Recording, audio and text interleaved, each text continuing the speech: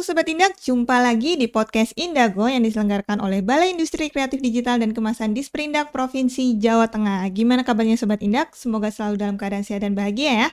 Nah, di episode kali ini kita kedatangan tamu dari BILK atau Balai Industri Logam dan Kayu. Nah, kita mau bahas apa? Langsung saja kita berkenalan dengan narasumber yang sudah hadir bersama kita. Ada Mas Jehan Yogana, SSTP, MSc. Halo Mas, apa kabar? Halo Mbak Sasa, alhamdulillah baik. Oke, siap. Nah, mungkin sebelum kita memulai obrolan kali ini, mungkin bisa diperkenalkan diri dulu. Silahkan Mas. Assalamualaikum warahmatullahi wabarakatuh. Salam sejahtera bagi kita semua. Om Swastiastu, Namo Buddhaya, salam kebajikan. Halo Sobat Indak, dimanapun berada, mohon izin perkenalkan, kami Jehan Yogana, SSTP MSI, saat ini bertugas sebagai Kepala Subbagian Tata Usaha Balai Industri Logam dan Kayu Disperindak Provinsi Jawa Tengah. Oke, siap. Salam kenal ya Mas ya. Salam kenal. Nah, Sobat Indak, di sini kita mau bahas tentang bagaimana mengukir kesuksesan industri mebel kayu Jepara di tengah tantangan global. Nah, karena kita mau bahasnya tentang industri mebel kayu di Jepara ya Mas ya. Betul, ya. Ini mungkin bisa dijelaskan sedikit gambarannya tentang industri kayu di Jepara ini seperti apa sih gitu. Oke, baik Mas Hasa. Iya, baik Mas Hasa. Terkait dengan industri kayu di Jepara, mungkin kita semua sudah mengetahui ya bahwa di Jepara ini merupakan salah satu kabupaten yang terkenal sebagai kota ukir. Hal ini tentunya sudah tidak hanya dikenal di pasar domestik saja, namun hingga pasar internasional. Tentunya hal ini disebabkan karena adanya tukang kayu di Jepara, tukang ukir, itu yang memiliki nilai seni ukir yang sangat bagus dan juga sangat digemari oleh banyak orang, sehingga adanya keahlian tersebut menjadikan dari kota Jepara ini menjadi pusat ataupun sentra ukir di Indonesia. Bahkan di mancanegara pun juga sangat terkenal sekali untuk namanya. Untuk nilai keahlian ini pun juga tidak hingga dengan saat ini tuh masih sangat digemari nih untuk industri ukir di Jepara ini, karena memang nilai kayu itu kan semakin tahun bukan semakin murah Mbak, tapi semakin mahal. Gitu, dan ya. juga apalagi ditambah dengan suatu karya seni ukir yang sangat semakin bernilai, semakin rumit ukirannya, semakin bagus, semakin presisi ukirannya, itu kan semakin mahal. Oh gitu. Begitu, Mbak Jadi Nasa. dari kerumitan dari ukiran itu ya Mas ya. Iya, kerumitan, keunikan, dan juga tingkat estetiknya semakin baik, semakin diminati. Nah, sebenarnya keunggulan produknya dari Jepara ini apa aja sih Mas? Kenapa dia tuh diminati di berbagai, selain dari lokal sendiri tapi juga internasional gitu ya Mas ya? Jadi untuk pasar kayu di Jepara dari tahun ke tahun itu mengalami banyak perkembangan. Mungkin di zaman dahulu kala pada saat pertama kalinya dikenal sebagai kota ukir, itu hanya ukirannya itu hanya sebatas ukiran klasik ataupun ukiran yang bersifat kuno. Namun dengan perkembangannya zaman saat ini, bentuk ukirannya, terus juga jenis kayunya itu semakin bertambah. Saat ini pun juga karena adanya keterbatasan kayu jati dalam hal ini, para pengrajin di Kabupaten Jepara ini memiliki banyak alternatif. Contohnya ada MDF, plywood, veneer, bahkan rotan, dan juga bahan-bahan mebel yang dicampur dengan logam itu bisa dibuat di Jepara. Oh gitu. Hal ini tentunya sangat menarik bagi para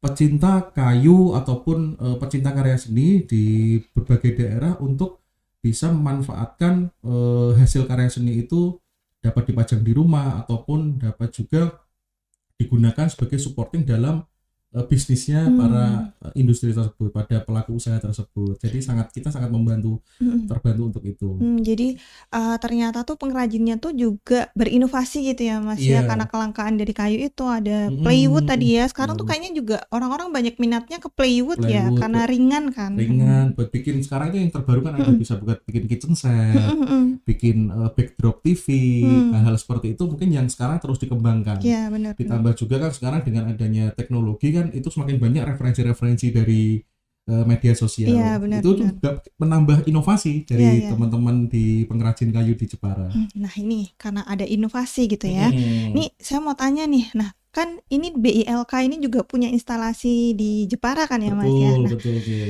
gimana sih, peran dari instalasi ini, terhadap, pengusaha pengrajin, tadi kayu di Jepara gitu, Mas? Oke, ya Mbak, sekalian dengan kami promosi Oh Mbak ya, kepada silahkan. Sobat Indah semua. Jadi kami di Balai Industri Logam dan Kayu di Sperindak Provinsi Jawa Tengah memiliki salah satu unit penunjang teknis atau biasa kami sebut dengan instalasi, yaitu instalasi kayu Jepara. Nah, instalasi kayu Jepara ini di mana alamatnya? Mhm Nah, alamatnya ini di Jalan Soekarno-Hatta nomor 99 Tahunan Jepara. Ini tempatnya cukup strategis Mbak, mhm dikarenakan ada di jalur utama menuju pintu masuk kota Jepara, mhm.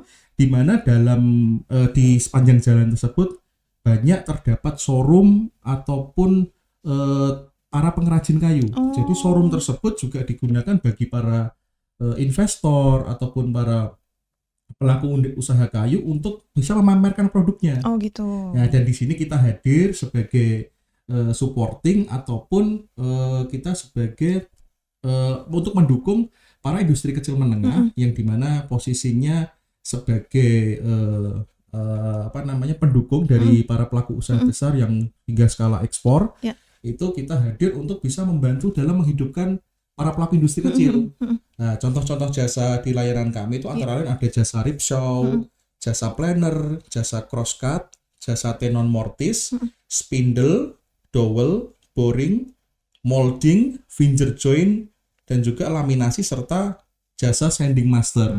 Lengkap ya, Nah, Mas, ya? lengkap. Mhm Dan jasa unggulan kami yang mhm saat ini mhm kami sangat sering untuk dimintai bantuan mhm ataupun diminta support oleh para industri kecil menengah mhm kayu, mhm antara lain itu jasa molding, planner, dan juga laminasi atau finger joint laminasi. mhm Itu kayak finger joint laminasi itu kita menggabungkan kayu-kayu potongan. mhm. Biasanya kan ada beberapa kayu potongan yang sebagai limbah bisa dipakai Oh seperti gitu. itu. Kita bisa gabung menjadi suatu produk. Mmm. Contohnya untuk bisa bikin lantai Oh, kayu. lantai kayu. Terus bisa juga bikin pintu. Mhm Itu memang kalau kalau mungkin orang orang biasa menganggap bahwa itu suatu sampah yang tidak digunakan mhm atau limbah yang tidak digunakan, namun kami bisa berkat adanya kreativitas mhm. tadi kita bisa membantu para IKM atau pelaku usaha industri kayu untuk bisa menjadikan barang-barang tersebut jadi barang yang Bernilai bermanfaat, jual gitu. bernilai jual Mhm tinggi. mhm Bahkan itu juga sempat kita kemarin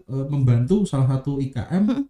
ekspor juga ke Uni Eropa Oh, jadi untuk ada finger juga joint itu. fasilitasi untuk ekspor juga ya, Mas, ya? Untuk ekspor Mhm. itu biasanya dilakukan oleh para pelaku industri sendiri, Mbak. Oh gitu. Kita hanya supporting Mhm. untuk dalam pembuatan mebel. Oh gitu. Iya, Oke oke. jadi para pelaku Mhm usaha industri kecil menengah kan biasanya punya skill mhm tapi kurang punya modal mhm ataupun tidak punya alat mhm. yang memadai. Nah, itu di sini kami pemerintah hadir di tengah-tengah IKM untuk bisa memberikan jasa layanan hingga membuat mebel-mebel yang dengan kualitas yang luar biasa yang kita kenal sekarang ini di Oke, Jepara itu. Jadi kira-kira betul. seperti itu Mbak Oke, ya instalasi ya. kami. Jadi kami siap Mhm untuk mendukung para industri kecil dan dipastikan dan pastinya mhm ini para sobat indek mhm. semua untuk layanan jasa di tempat kami itu termurah. Oke. Jadi monggo kami harapkan bagi pelaku industri kayu mau di Jepara ataupun di luar Jepara dan sekitarnya kami siap untuk mensupport usaha teman-teman IKM kayu. Nah, ini Sobat Indak, makin kokoh nih industri kayu yang ada di Jawa Tengah ya, karena kita Betul. ikut mensupport usaha para industri kayu ini ya, Mas ya. Mhm. Betul. Nah, sebenarnya dari kita membantu support seperti itu sebenarnya ada tantangannya nggak sih, Mas, untuk industri kayu sendiri Jawa Tengah gitu? Pastinya ada Mbak. Karena gini, kondisi saat ini mungkin industri kayu itu kan naik turun ya. Ya. Dalam hal ini terkait dengan ketersediaan pekerja ataupun tenaga ahli dan juga pasar ekspor hingga adanya mungkin konflik di Timur Tengah yang saat ini ada, itu juga sangat berpengaruh. Contohnya sekarang saat ini tenaga kerja, banyak para pekerja di Jepara mungkin lulusan SMA atau anak-anak muda generasi sekarang yang gengsi menjadi seorang tukang kayu. Pada mereka lebih memilih menjadi tenaga di pabrik ataupun dia memilih keluar Jepara dengan merasa pekerjaannya saya bersih nih, tidak kena kotoran dari serbuk-serbuk Serbuk kayu kayu. Nah, gitu itu ya. padahal yang saat ini kita butuhkan itu regenerasi itu, Mbak. Ya mungkin teman-teman Indak juga bisa melihat lah di media sosial, mungkin para pekerja kayu sudah mulai banyak yang sudah sepuh itu, namun untuk regenerasinya juga masih minim. Namun kami tetap berusaha dan berupaya untuk selalu bekerja sama dengan sekolah vokasi di universitas ataupun di sekolah SMK di Jepara, itu kita untuk tetap melakukan regenerasi atau pembibitan dalam hal pengelolaan kayu ini, Mbak. Terus yang faktor yang selanjutnya itu ada data yang yang sempat kami terima di tahun dari Dinas Perindustrian Kabupaten Jepara, itu datanya menyebutkan terjadi penurunan komoditi kayu itu, ekspornya menurun, Mbak. Oh gitu. Bahkan di tahun 2024 itu terjadi penurunan hingga 42%. Hal ini dikarenakan adanya konflik di area Timur Tengah itu yang membuat ekspor di wilayah Amerika dan Uni Eropa itu biaya transportnya sangat jadi mahal karena gitu harus ya. berputar kan. Nah, seperti itu. Jadi memang adanya konflik di Timur Tengah ini sangat mempengaruhi para pelaku usaha, utamanya ya pelaku ekspor, itu sangat terpengaruh. Dan itu tentunya kami harapkan ini ada inovasi-inovasi nih dari kita, dari pemerintah untuk bisa tetap ekspornya itu tinggi ataupun permintaan dari luar negeri ataupun pasar domestik itu tinggi tanpa terpengaruh perkembangan global seperti itu tadi. Gitu ya. Jadi kita bisa mencari pangsa pasar yang lain. Dan juga ditambah kita juga berusaha mencari pasar domestik yang notabene itu banyak para pengusaha kayu di luar Jepara itu ngambil barang kayu itu di Jepara. Oh gitu. Ambil barang kayu di Jepara dan mereka jual lagi di daerahnya masing-masing hingga nantinya itu produknya itu bisa terus produk dari Jepara ini bisa terus terdistribusikan.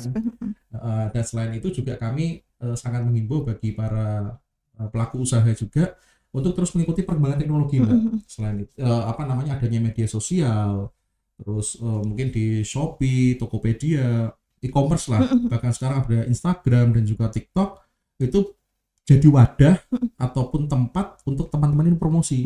Jadi tidak hanya bergantung dari pemerintah nih harus punya inovasi seperti ini, tapi mereka juga kita minta untuk terus berinovasi mengikuti perkembangan teknologi. Kira-kira tantangannya seperti itu, Mbak, tadi. Nah ini ternyata juga bahwa industri kayu ini juga banyak tantangannya, dan Betul. kita sebagai pemerintah pun juga aktif gitu ya Mas ya, untuk memberikan support kepada industri kayu tersebut gitu ya. Nah ini Mas, nggak kerasa nih kita udah di penghujung episode gitu ya Mas ya. Mungkin ada kayak kita closing statement aja nih, ada pesan yang mungkin belum disampaikan kepada Sobat Indak, bisa disampaikan. Baik, bagi para Sobat Indak dimanapun berada, besar harapan kami bagi para industri kayu utamanya di wilayah Jepara ataupun di seluruh Jawa Tengah dan juga di Indonesia, jangan pernah putus asa dengan adanya keterbatasan.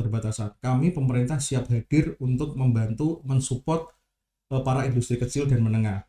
Hal ini tentunya juga instalasi kami sangat mensupport para pelaku industri kecil untuk terus maju, untuk terus bisa memberikan layanan-layanan ataupun produk-produk terbaik agar komoditas kayu ini bisa terus berkembang gitu, Mbak. Oke, siap. Dan juga mungkin kami sedikit promosi lagi, mungkin kalau berminat menjasakan layanan di tempat kami, bisa menghubungi admin kami. Ada 2 nomor ini, Mbak Sasa, mungkin bisa dicatat atau mungkin ditambahkan ya di layar nanti. Layar. Untuk admin 1 itu di 0821 36 757 474. Dan admin 2 ini di 085 2281 74733.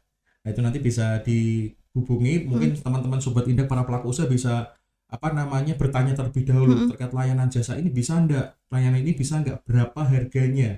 Itu nanti kita bisa, insya Allah kita bisa tetap akan bantu. Dan juga mungkin teman-teman Sobat Indak dimanapun berada bisa selalu bisa memfollow Instagram kami juga, karena di situ juga akan kami selalu update pekerjaan-pekerjaan apa yang telah kami lakukan, inovasi-inovasi apa yang telah kita lakukan di Instagram kami @bilk.disperindakjateng. Oke. Ya, saya ulangi, di Instagram kami di @bilk.disperindakjateng. Di follow ya. Oke, jangan lupa di follow ya Sobat Indak. Di situ banyak sekali ya informasi tentang BILK, baik layanannya, kemudian Tidak hanya kayu, Mbak. Logam juga kami logam siap. juga ada gitu ya. Oke, baik Mas, terima kasih atas waktu yang sudah diberikan. Baik, Mbak Sasa. Terima kasih juga buat Sobat Indak yang sudah menonton sampai akhir episode ini. Jangan lupa buat like, subscribe, dan juga aktifin lonceng Indago Jateng supaya bisa tahu ada info dan update menarik lainnya. Sekian, sampai jumpa.